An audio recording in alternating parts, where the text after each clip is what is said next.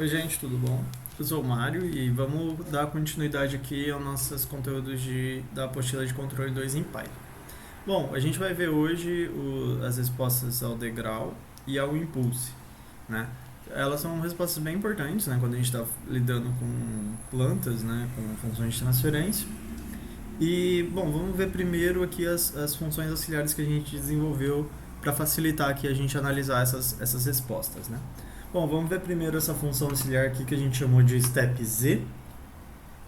Então, basicamente, o que a gente vai ter aqui como parâmetro, né? A gente vai ter o nosso sistema que a gente quer aplicar a resposta ao degrau, o tempo de simulação que a gente vai fazer essa resposta.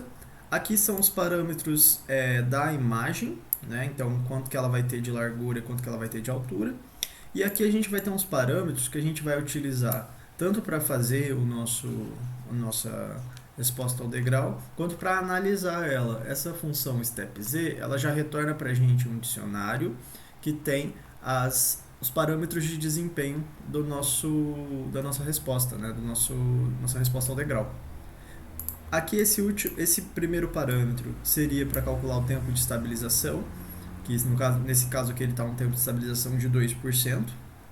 Esse parâmetro TS é para o nosso tempo de subida, então ele está de 10 a 90%. Mais para frente no curso a gente vai ver que tem algumas situações onde a gente tem que mudar esse parâmetro para a gente ter uma análise um pouco mais precisa.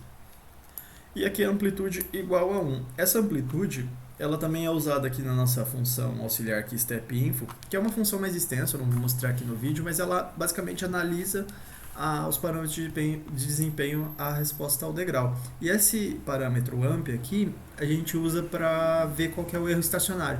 Então, às vezes a gente não mexe muito ali naquele parâmetro, porque a gente só quer ver qual que é a resposta unitária, ele já está setado assim, só que ele vai retornar para a gente um erro estacionário referente a 1, né? Então ele vai fazer 1 menos o valor final da planta. Então, talvez nem sempre esse valor de erro estacionário ele vai ser significativo para a gente, mas em alguns casos vai ser, então a gente deixou aqui na função auxiliar. Bom, então basicamente o que a gente faz aqui nessa função? A gente chama o método step_response da biblioteca control, a gente passa amp vezes o sys, né, que é a amplitude do degrau vezes o sistema, para a gente simular, e a gente passa o t, né, que vai ser o tempo que ele vai simular aqui para a gente. Ele retorna aqui para a gente esses dois vetores aqui, xz e yz, e a gente usa esses vetores para construir o nosso gráfico, né? Então a gente cria uma figura aqui com a matplotlib, passando aqui os parâmetros do tamanho da figura. E aqui a gente plota o nosso gráfico do step usando essa função step aqui, né? Que no caso ela vai printar os gráficos para a gente com aquelas escadinhas, né? E daí a gente plota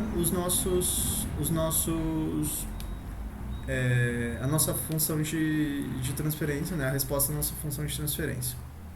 E retorna o nosso dicionário, né?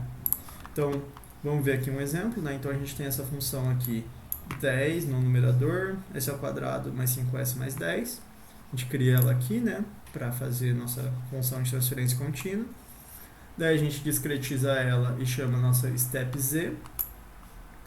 Então, a gente tem aqui, né, que o nosso TS aqui vai ser de 10 até 90, né? O tempo de simulação é 10 e o GZ que a gente acabou de discretizar. Então, a gente vê aqui que o erro estacionário 1 está muito baixo, né, porque realmente essa planta estabiliza em 1, mas vai ter plantas que não estabilizam em 1. Então, dependendo do que você estiver usando essa função step_z, esse erro estacionário não vai ser tão significativo. Então, a gente vê aqui que o overshoot dela é 1,72, tempo de estabilização 1,2. Então essa é a primeira função, né? Quando a gente tiver só uma função de transferência que a gente só quer dar um step discreto nela, então a gente usa essa step z. A mesma coisa a gente faz com a impulse z, né? A impulse z, ela vai dar em vez de usar o método step response aqui, ela vai usar o método impulse response, que no caso é o que gera os nossos vetores aqui x e y para a resposta ao impulso, e ela vai ter basicamente os mesmos parâmetros aqui. A única diferença aqui é que a gente não usou aquela função que retorna para a gente os parâmetros de desempenho da impulse, né? Mas de qualquer forma, é bem similar ao step Z. Então, aqui nessa célula de cima, o que a gente fez foi só criar várias funções de transferência discreta com diferentes tempos de discretização aqui, né? Usando o método ZOH, para a gente usar futuramente essas três plantas. Mas aqui na primeira a gente só está usando essa daqui, né? A GZ, que é a primeira. Então a gente só passou o GZ como parâmetro e o 10 que vai ser o tempo que ela vai simular, né? Então só executando as células aqui. Então tá isso, aqui nossa resposta ao impulso.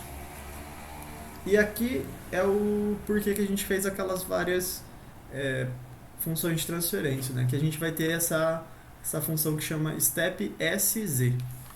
Para que ela serve? Bom, quando a gente está falando de sistemas discretos, é sempre bom a gente comparar com um sistema contínuo, porque quando a gente está discretizando, a gente está deixando uma coisa que é contínua discreta, mas a gente quer que ela seja o mais próximo do contínuo possível. Então é legal a gente fazer essa comparação entre os dois.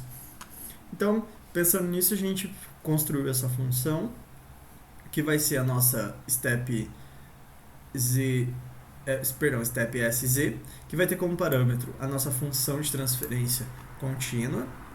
Aqui esse GZ, ele na verdade é uma lista de funções de transferências discretas, né? Aqui pode parecer que é uma só, mas na verdade ela pode ser várias, né? A gente fez essa função que a gente chama de vetorizada, que é quando a gente consegue fazer várias iterações ali dentro da planta. Aqui é o tempo de simulação, aqui os parâmetros da figura e de amplitude do degrau. Então, primeira coisa que a gente faz é usar o método step_response da biblioteca control para a planta contínua. Então, ele vai gerar aqui para a gente a nossa planta contínua. E aqui a gente vai ter, associado a essa planta contínua, um label que vai mostrar para a gente que cor que vai estar o nosso sinal contínuo, né? E aqui a gente faz uma verificação só para ver se a nossa lista aqui está vazia. E se ela não estiver vazia, a gente faz esse for, que vai pegar cada item da lista, vai capturar esse gráfico e plotar o nosso step discreto, né? E junto a isso ele vai fazer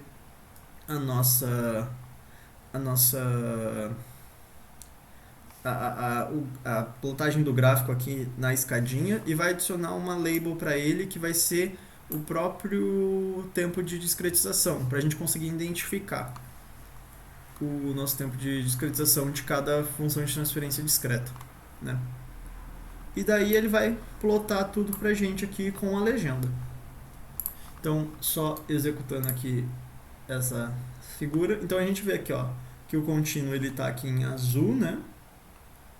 E aqui em laranja a gente tem a nossa planta discretizada em 0.2. Você vê que o intervalo dos degraizinhos são bem menores. Aqui em 0.5 em verde e aqui em 1 em vermelho, né? E você pode ver que é os mesmos que a gente passou aqui, ó, TS 0.2, 0.5 e 1, né? Respectivamente GZ, GZ1, GZ2, que foi o que a gente passou aqui como parâmetro, né? Isso aqui vai ser bem importante quando a gente estiver comparando, né, as funções de transferência contínua com as discretas. Bom, por hoje é isso. Espero que tenha ficado claro os conteúdos. A gente se vê num próximo vídeo. Valeu então, tchau, tchau.